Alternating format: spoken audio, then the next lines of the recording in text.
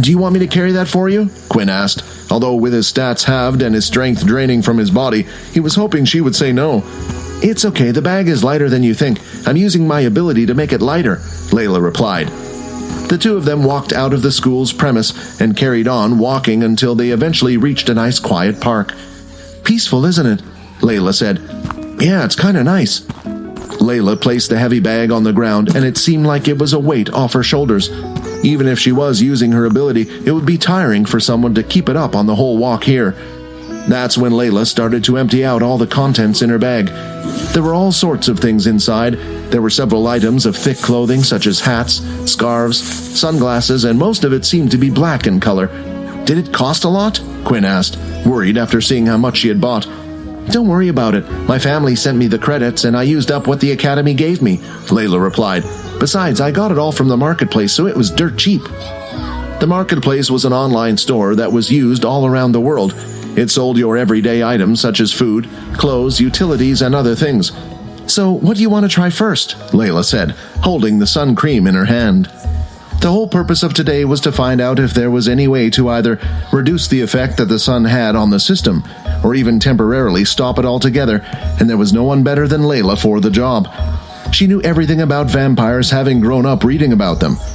She ordered whatever she thought might have been effective. Quinn looked at all the items that she had brought over. He then noticed a few more things on the ground with her. There was a metal-shaped cross, a clove of garlic, and even a piece of silver jewelry. Oh, those are for later, Layla said, embarrassed, noticing Quinn staring at her stuff. We should also try to find out if you have any other weaknesses of normal vampires as well. All right, why don't we just try the umbrella first, Quinn said as he knelt down to pick it up. He then stood still and popped open the umbrella. It was solid black in color to make sure that most of the light didn't penetrate or get through it. Quinn then adjusted the umbrella a few times to make sure his body was completely covered in the shadow.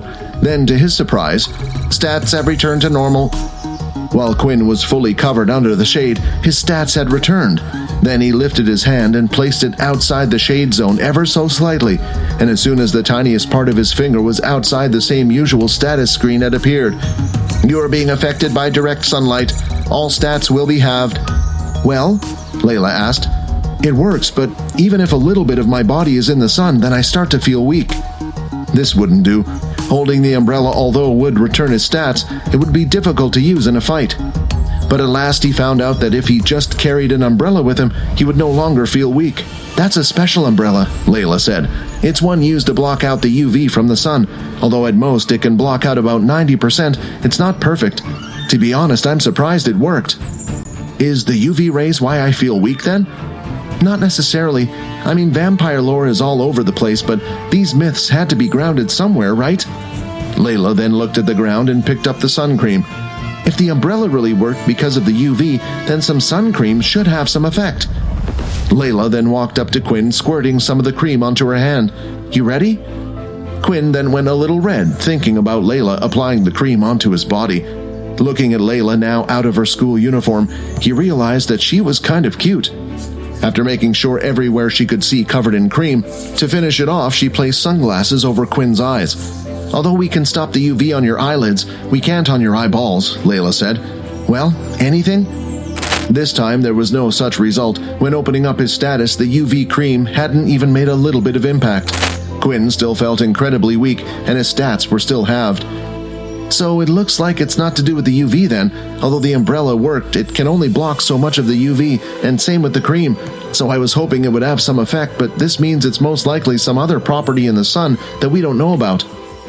Finally, it was time for the last test. This one Quinn was dreading the most, the clothes test. He was already sweating and feeling hot as it was, and couldn't imagine putting on a load of black clothing. First, Quinn placed a sweater over the top of his body, then a pair of black thick trousers on his feet. Instead of trainers, he changed to black boots. Then on his hand, a pair of leather black gloves. Finally, on his head, he had a large back top hat. Looking at him, Layla could barely hold in her laughter. He looked absolutely ridiculous. Breathe, Layla, she mumbled. Well, anything? No, not yet anyway. Well, we might as well try the rest. Layla then continued to place clothes onto Quinn. This time she had covered his face with a balaclava. And even where his eyes were, she had put a sleeping mask on. More hats were placed on, and now every inch of his skin was covered. Anything? No! Quinn shouted, but it sounded muffled through the clothes. Wait, it's working, Quinn said. Although the clothes had worked, Quinn was around 3 inches thick in black clothing. Well, you can't go out like that, Layla said. You couldn't move in that thing. Agreed, but at least we know that the most important thing is to stop the sun hitting me. Suddenly, a thought had entered Quinn's mind.